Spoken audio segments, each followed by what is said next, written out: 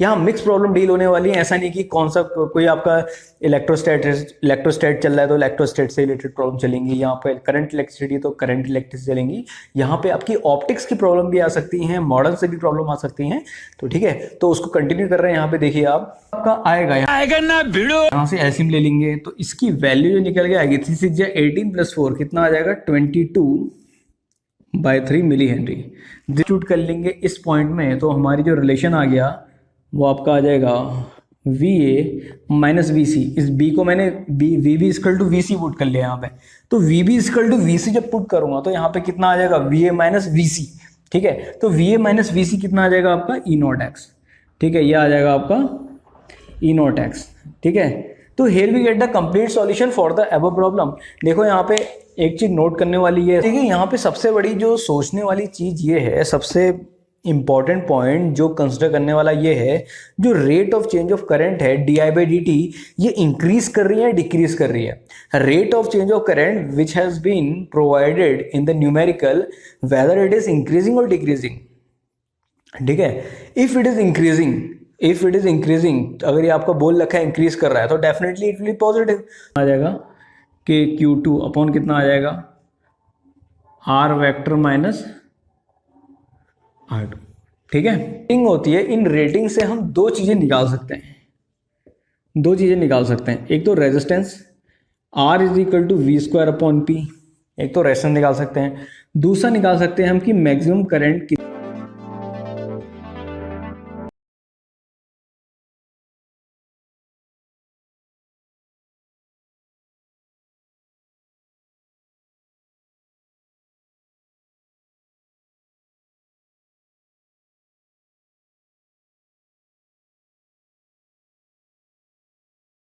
कोई टॉपिक को नहीं छेड़ने वाले हैं, कोई डेरिवेशन नहीं छेड़ने वाले हैं। इसमें मैं आपका एक बहुत ज़्यादा आपका इंपॉर्टेंट जो आपके प्रॉब्लम्स हैं, जिन स्टूडेंट्स के आपका प्री बोर्ड चल रहे हैं उनके पॉइंट ऑफ व्यू से बहुत इंपॉर्टेंट है, और अक्रॉस ये आपके कब तक रहेंगे, जब तक आपके बोर्ड नहीं होता। ठीक है, केवल प्री बोर्ड के पॉइंट ऑफ व्यू से नहीं, बोर्ड के पॉइंट ऑफ व्यू से भी काफ़ी आपके ये इंपॉर्टेंट न्यूमेरिकल्स हैं, और मे बी पॉसिबल कि कुछ क्वेश्चंस आपके लिंक करेंगे कंपटीशन से भी।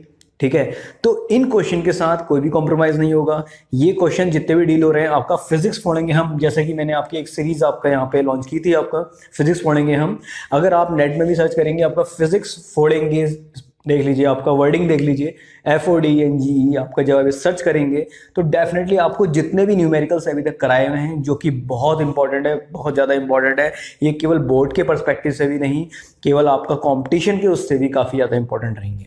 ठीक है, तो लेट्स मूव ऑन करते हैं अपने जो टॉपिक्स, जो क्वेश्चंस आपके इंपॉर्टेंट हैं, जो आपका बहुत ही मेजर चांसेस हैं जो आपके आ सकते हैं आपके प्री बोर्ड में भी, as well as in board examination. ठीक है, ये आपका कंटिन्यूस आपके क्वेश्चंस में डिलीवर नहीं कर पाया था, क्योंकि आपका विजेता बैच में भी आपके कुछ लेक्चर्स आपके पढ़ लेते थे और बीच में कुछ टेक्निकल इश्यूज भी रहे थे। ठीक है, और वो हैवी भी हैं, लेकिन तब भी मैं उस चीज़ को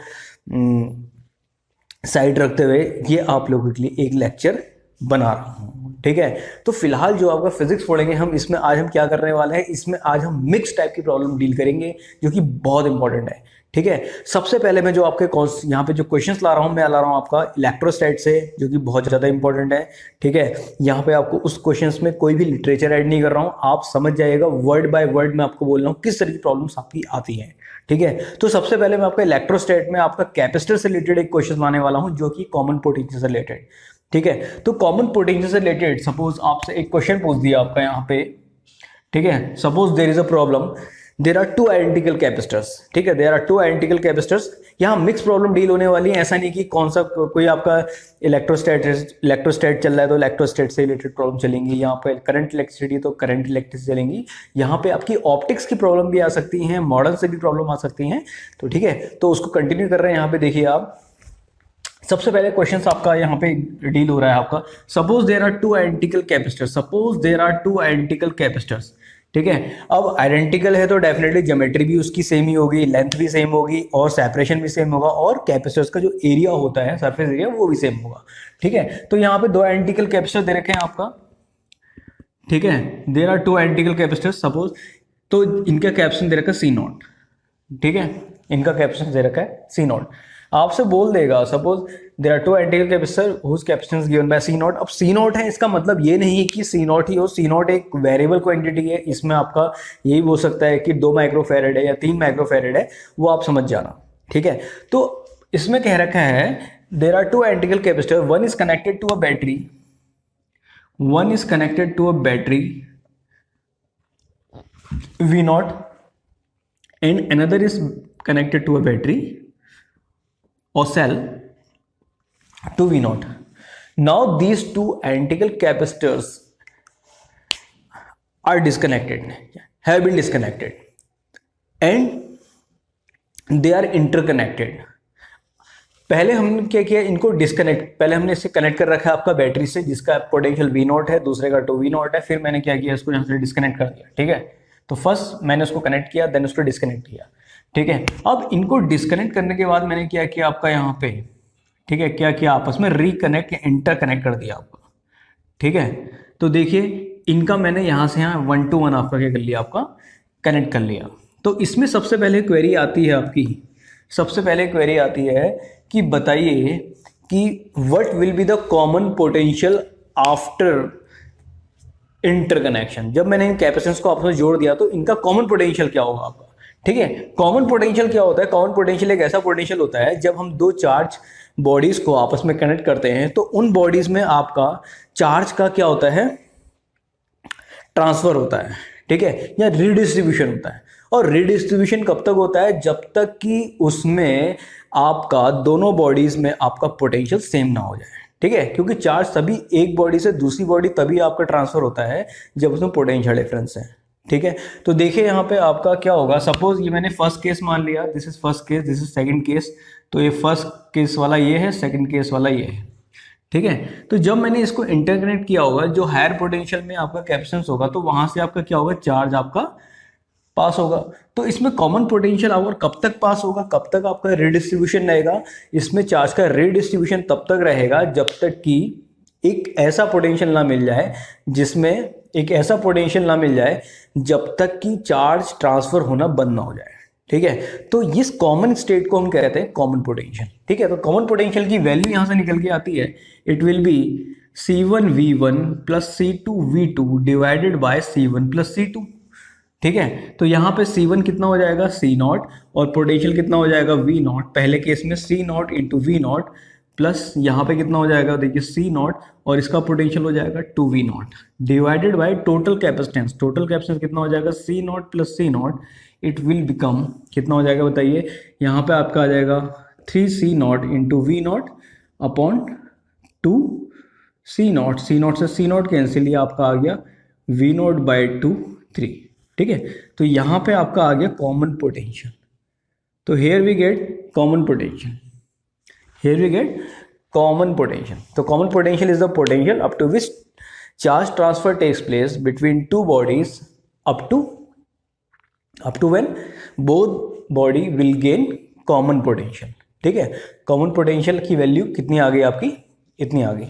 अगला क्वेश्चन इसमें जनरेट होता है, what will be the energy loss. साफ सी बात है, दो डिफरेंट चार्ज बॉडीज को in other words we can say both bodies are at different potential, when these two charge bodies have been interconnected then there will be certain loss of energy, in the form of heat and light. जब दो आपकी bodies दो different potentials में आपकी रखी हुई हैं, whenever they are interconnected then they will be loss of energy, they will loss of energy in the form of heat and light. Obviously ये फिजिक्स का सिद्धांत है, फिजिक्स का प्रिंसिपल है। कोई भी दो बॉडीज आपकी अलग अलग एनर्जीज में रखी होती हैं, जब हमको आपस में जोड़ेंगे तो कुछ ना कुछ तो लॉसेस तो होने ही आपका, ठीक है। और तो इसकी वैल्यू कितनी होगी, ठीक है। अगर आपसे पूछा जाए लॉस ऑफ एनर्जी कितना होगा, यहाँ पे loss of energy is given by delta U is equal to, इसकी वैल्यू होती है C1 इंटू C2, ठीक है, twice of C1 plus C2, यहाँ पे आ जाएगा V1 माइनस V2 का होल स्क्वायर, ठीक है। लॉस है तो माइनस साइन तो लगाना जरूरी है,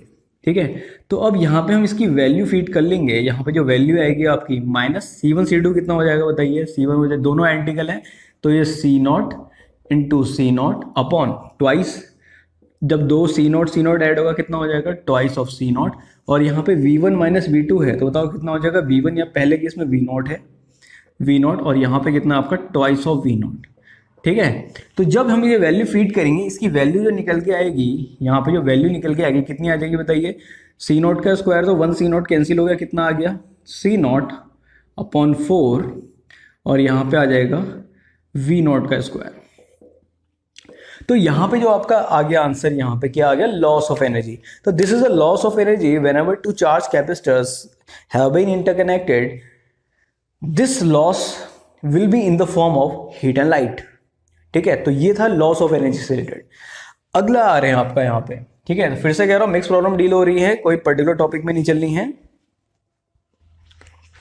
तो देखिए यहाँ पे, अब देखिए बहुत बढ़िया प्रॉब्लम है, यहाँ पे आते हैं आपका सेकंड प्रॉब्लम। ठीक है, यहां पे दे रखा है आपका देयर इज एन इंडक्टर। ठीक है, चलो 2 इंडक्टर दे दिया आपका,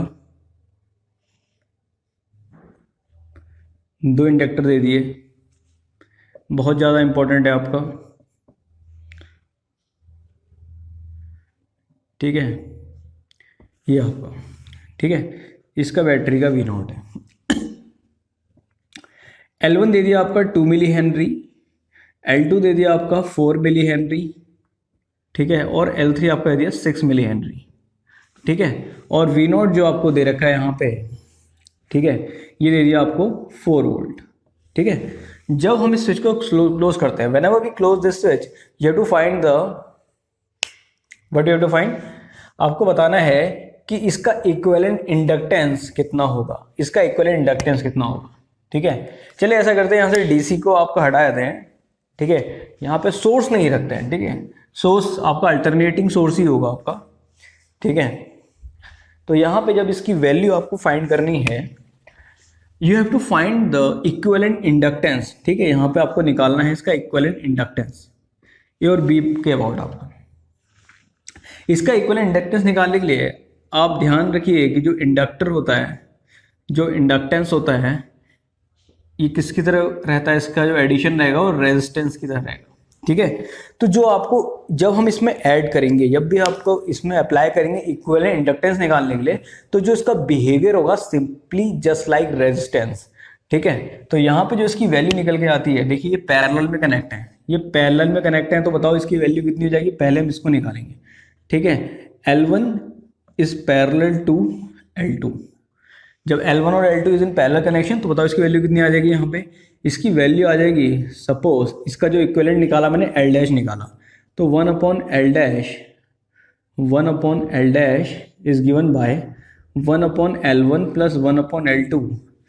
ठीक है, in another words we can write L1 L2 upon L1 plus L2।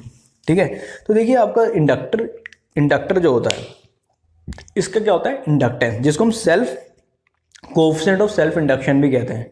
ठीक है, या सेल्फ इंडक्टेंस भी कहते हैं। तो जो इसके इक्विवेलेंट वैल्यू आएगी वो आएगी L1 L2 upon L1 plus L2। तो इसमें वैल्यू रख लेंगे, L1 2 millihenry, L2 is 4 millihenry. तो यहाँ पे जो इसकी वैल्यू निकल के आती है 2 millihenry into 4 millihenry divided by 4 plus 2 कितना हो जाएगा यहाँ पे 6 मिली हेनरी।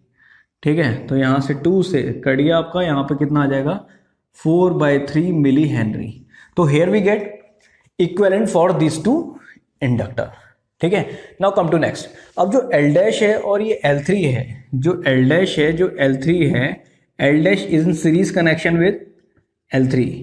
तो यहाँ पे जो इसका इक्विवेलेंट वैल्यू आएगी वो आपकी क्या आएगी बताइए, ये सीरीज में कनेक्शन है, तो बताओ L नेट की वैल्यू आ जाएगी आपकी L डैश प्लस L3। तो यहाँ पे क्या वैल्यू निकल के आ जाएगी इसकी, आपकी L डैश की वैल्यू कितनी है आपकी 4/3 millihenry, this is 4/3 millihenry plus L3 is 6 millihenry. ठीक है, तो फाइनल सॉल्यूशन इसका आपका आएगा, यहाँ से एलसीएम ले लेंगे, तो इसकी वैल्यू जो निकल के आएगी 3 6 18 प्लस 4 कितना आ जाएगा 22/3 millihenry. This is the equivalent inductance for the given inductive circuit. ठीक है, तो ये तो आपका इंडक्टिव सर्किट की बात थी। ठीक है, अगली चीज क्या आती है, बहुत इंपॉर्टेंट प्रॉब्लम चल रही है, ठीक है। तो यहाँ पे आप जरा से भी कुछ कॉन्सेप्ट मिस मत करिएगा, ठीक है। और इसमें जो फिजिक्स पढ़ेंगे हम, जो आपकी मैंने सीरीज रन कराई है, इसमें सारे इंपॉर्टेंट प्रॉब्लम डील होंगे, ठीक है। जहाँ जहाँ पे भी स्टूडेंट आपका उसमें क्या कर सकते हैं, रुक सकते हैं, प्रॉब्लम प्रोबेबिलिटी है कि वो क्वेश्चन छोड़ जा सकते हैं, तो हर तरह की प्रॉब्लम यहाँ पे डील हो रही है, ठीक है। तो देखिए एक क्वेश्चन और बहुत बढ़िया प्रॉब्लम माइंड में आया है,